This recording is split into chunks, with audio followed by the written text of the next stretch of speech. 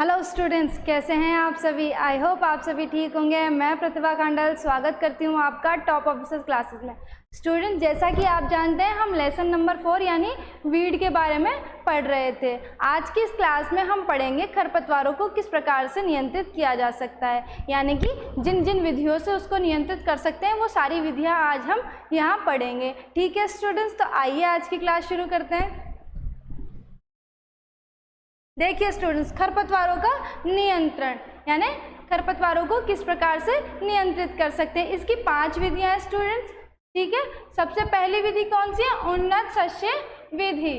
ठीक है, अब इसके अंदर भी क्या है, बहुत सारी विधियां या बहुत सारे तरीके हैं। उन्नत शस्य विधियां मतलब जो फसलों के द्वारा हम कर सकते हैं उसको हम क्या बोलेंगे? उन्नत शस्य विधियां। अब इसमें भी क्या है, कई सारे तरीके हैं। तो सबसे पहला कौन सा है? अंतरा शस्य। अंतरा शस्य का मतलब क्या होता है स्टूडेंट? जब 2 या 2 से अधिक फसलों को एक ही खेत में बोया जाता है उसको अंतरा शस्य कहते हैं। ठीक है, तो अंतरा शस्य करके भी हम खरपतवारों को किस प्रकार से नियंत्रित कर सकते हैं? देखिए, फसलों का प्रयोग अंतरा शस्य के रूप में करना चाहिए। अंतरा शस्य में खरपतवार अधिक नहीं पनपते। क्या होता है, जब हम 2 या 2 से अधिक फसलें लेते हैं तो उसमें क्या होता है, फिर खरपतवार ज़्यादा नहीं पनपते। ठीक है स्टूडेंट्स, जैसे उदाहरण क्या है इसके? मक्का व कपास की पंक्तियों के बीच किसी भी दलहनी फसल का प्रयोग कर सकते हो।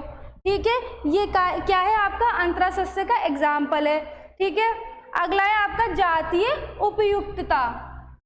जातीय उपयुक्तता, इसमें क्या होता है स्टूडेंट कि उपयुक्त जाति की फसलों का प्रयोग करना चाहिए जिससे खरपतवार से पहले मुख्य फसल की वृद्धि हो सके। इसका मतलब है यानी कि हम ऐसी फसल को बोए जो क्या हो, खरपतवार से पहले ही पककर तैयार हो जाए या वृद्धि कर ले। ठीक है, अगला है आपका बोने की तिथि व पौधों की संख्या।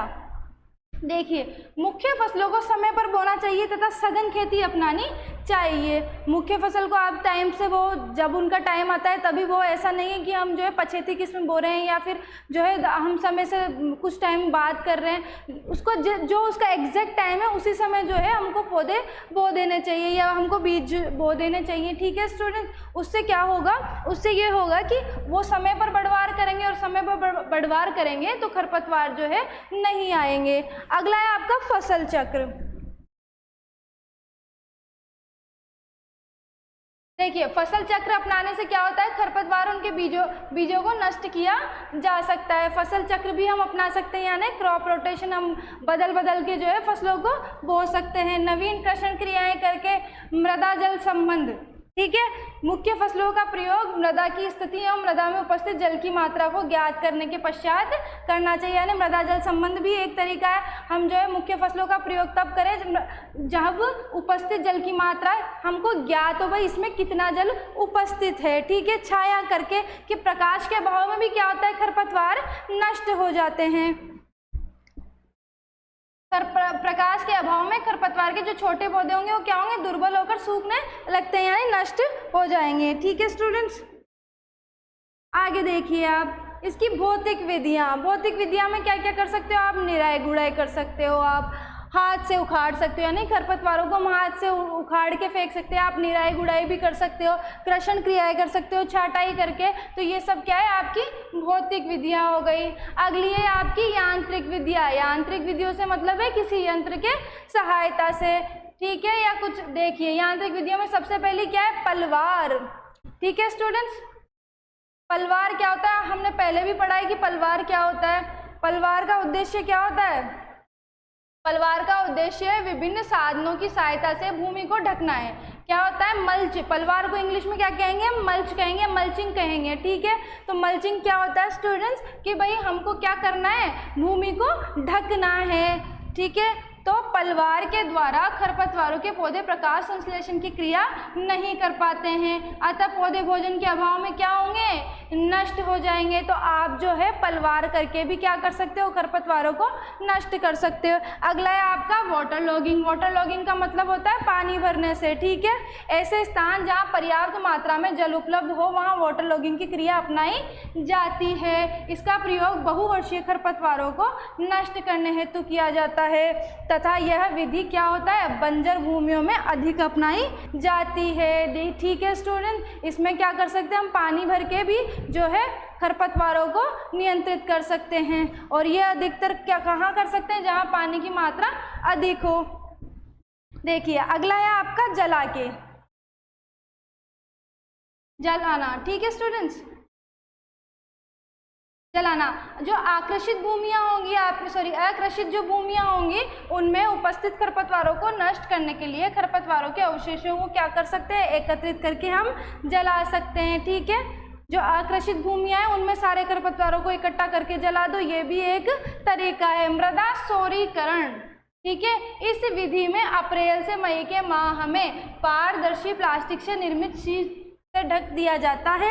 इस प्लास्टिक के नीचे मृदा का तापमान क्या होगा, 8 से 10 डिग्री सेंटीग्रेड तक बढ़ जाता है, जिससे खरपतवार क्या हो जाते हैं, नष्ट हो जाते हैं। ठीक है स्टूडेंट्स, तो ये हो गई आपकी कौन सी विधियां, यांत्रिक विधियां। अगला है आपका रासायनिक नियंत्रण। देखिए रासायनिक नियंत्रण में देखिए स्टूडेंट्स, यानी कि जब रसायनों का प्रयोग करके हम जब है ना नियंत्रित करते हैं खरपतवारों को, तो वो क्या कहलाएगा, रासायनिक नियंत्रण कहलाएगा। इसके बारे में देखते हैं। सर्वप्रथम कौन कौन से इस्तेमाल किए गए थे, 2,4-D और MCPA जो है काम में लिए गए थे। ये 2,4-D MCPA क्या है, ये खरपतवार जो नियंत्रित जो रसायन है उनके नाम हैं। अब देखिए शाकनाशी रसायन के बारे में देखते हैं। वे रासायनिक पदार्थ जो खरपतवारों को नष्ट करने में या उनकी बढ़वार को रोकने में सहायक होते हैं, वो क्या कहलाते हैं, शाकनाशी रसायन कहलाते हैं। यानी कि ऐसे रसायन जो क्या करेंगे, या तो वृद्धि कम कर देंगे खरपतवार की या उनको जो है नष्ट कर देंगे, वो क्या कहलाएंगे, शाकनाशी रसायन कहलाएंगे। अब जो ये शाकनाशी यानी जो रसायन है उनका भी क्या है, वर्गीकरण हुआ है। वो वर्गीकरण क्या है वो देखते हैं हम। देखिए गुण व विशेषता के आधार पर निम्न भागों में वर्गीकृत किया गया, यानी कि उनकी विशेषता और गुणों के आधार पर क्या है, उन्हें बहुत सारे भागों में बांटा गया है। सबसे पहला कौन सा है आपका, वर्णनात्मक शाकनाशी। इसको क्या कहेंगे, सेलेक्टिव हर्बिसाइड। अब सेलेक्टिव से समझ में आ रहा है, बस सेलेक्ट करता है, ये क्या करता है, ये सेलेक्ट करता है। देखिए कैसे, यह वे रसायन हैं जो किसी जाति विशेष खरपतवार के पौधे को क्या करते हैं, नष्ट करते हैं। यानी किसी विशेष जाति है ना, सेलेक्ट करके करता है ये। ठीक है, इसके प्रयोग से विशेष खरपतवार ही नष्ट होता है, यानी कि बाकी जो है, बाकी पौधे या बाकी खरपतवार नहीं होंगे। जिसको मारना है या जिसको नष्ट करना है वही होगा। इसमें अन्य खरपतवारों व फसलों पर इसका कोई प्रभाव नहीं पड़ता है। ठीक है स्टूडेंट, अब इसका एग्जाम्पल क्या होगा, गेहूं की फसल में चौड़ी पत्ती वाले खरपतवारों को नष्ट करने के लिए क्या इस्तेमाल में लिया जाता है, 2,4-D काम में लिया जाता है। यानी गेहूं की जो फसल है उसमें जो चौड़ी पत्ती वाले खरपतवार है उनको मारने के लिए या उनको नष्ट करने के लिए आप 2,4-D इस्तेमाल कर सकते हो।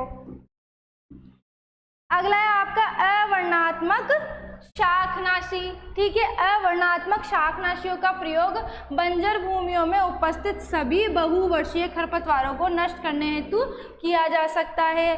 अब ये क्या है, अवर्णनात्मक, ये सभी को नष्ट कर देगा। अब ये हम कहाँ कर सकते हैं, जहाँ बंजर भूमियों की वहीं कर सकते हैं, क्योंकि फसल से भरा खेत होगा तो हम वहाँ नहीं कर सकते, क्योंकि उससे क्या अभाव रहेगा हमको, या क्या डर रहेगा कि बाकी जो फसल है उसको नुकसान ना हो जाए। इसलिए ये सबसे उपयुक्त कहाँ पर रहता है, जो बंजर भूमियाँ होती है वहाँ पर इसको उपयुक्त में या उपयोग में लिया जा सकता है। ये कौन कौन से हैं, डाइक्वाट हो गया, पैराक्वाट हो गया, ग्लाइफोसेट हो गया। ठीक है स्टूडेंट्स, अब देखिए मृदा शाकीय शाकनाशी, सॉइल एक्टिव हर्बिसाइड। इन रसायनों का प्रयोग फसल की बुआई से पूर्व कब किया जाता है, फसल की बुआई से पूर्व अंकुरण अवस्था में मृदा में मिलाकर किया जाता है। ठीक है, कब किया जाता है, बुआई से पूर्व अंकुरण जब होने वाला होता है, अंकुरण अवस्था में जो है मृदा में मिलाकर हम क्या कर सकते हैं, इसका प्रयोग कर सकते हैं।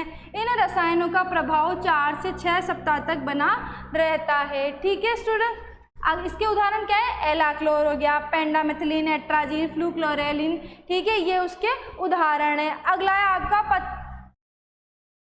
देखिए पत्र सक्रिय शाकनाशी। ठीक है, इन रसायनों का प्रयोग पौधे पर पर्णीय छिड़काव के रूप में किया जाता है, यानी कि छिड़क कर किया जाता है।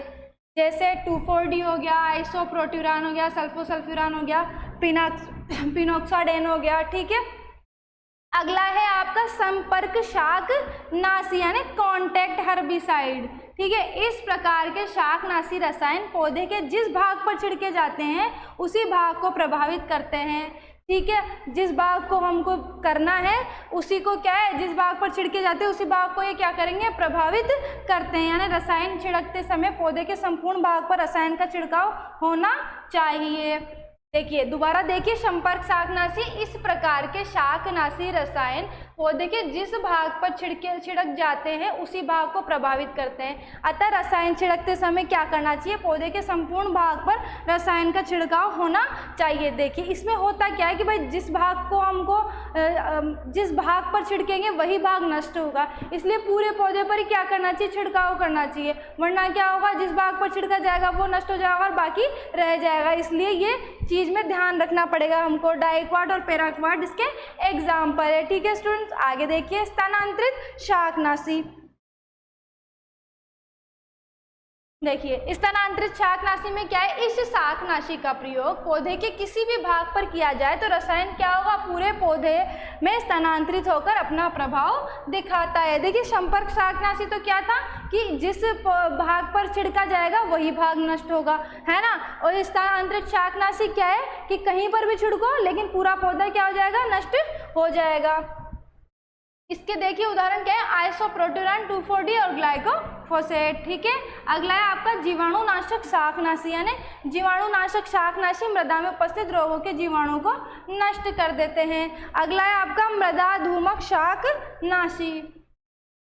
मृदाधूमक शाकनाशी क्या है, ये शाकनाशी गैस के रूप में उपस्थित होती है, इसके धूमन से मृदा में उपस्थित खरपतवारों के सुषुप्त बीज जो है नष्ट हो जाते हैं। ठीक है स्टूडेंट, इसमें क्या होता है, जो मृदा में उपस्थित सुषुप्त बीज है जो पड़े हुए हैं काफ़ी लंबे समय तक, वो क्या हो जाएंगे, नष्ट हो जाएंगे। इसके उदाहरण क्या है, मिथाइल ब्रोमाइड, कार्बन डाइसल्फाइड आदि। ठीक है, अब ये हो गए आपके क्या, शाकनाशी रसायन। अब है जैविक नियंत्रण। ये तो विधियां हो गई आपकी 4 विधियां, तो ये हो गई। 5वीं कौन सी है आपकी, जैविक नियंत्रण, यानी कि परजीवियों के द्वारा खरपतवारों को नष्ट करना क्या कहलाएगा, आपका जैविक नियंत्रण कहलाएगा। ठीक है, जैविक नियंत्रण क्या होता है, जब हम किसी जीव का इस्तेमाल करके या किसी परजीवी, जीवाणु, विषाणु किसी का इस्तेमाल करके हम क्या करें, खरपतवारों को नष्ट करें, तो वो क्या कहलाएगा स्टूडेंट, वो जैविक नियंत्रण कहलाएगा। इसका उदाहरण क्या है, लेंटाना कैमरा, यानी लेंटाना कैमरा जो आपका खरपतवार है वो क्या होगा, क्रोसोडोसिमा लेंटाना पार्थेनियम। ठीक है, ये इससे कंट्रोल में होगा। ठीक है स्टूडेंट, तो ये है हमारा क्या, नियंत्रण, खरपतवार का जो नियंत्रण है, वो जो टॉपिक है ये है कंप्लीट यहाँ पे होता है। इसी के साथ ये लेसन भी यहाँ पे समाप्त होता है। अब अगली क्लास में हम जो है ड्राई फार्मिंग के बारे में पढ़ेंगे। ठीक है स्टूडेंट्स, आप नोट्स बनाते रहिए और पढ़ते रहिए। मिलते हैं अगली क्लास के अंदर, जब तक अपना ध्यान रखिए और पढ़ते रहिए। Thank you so much.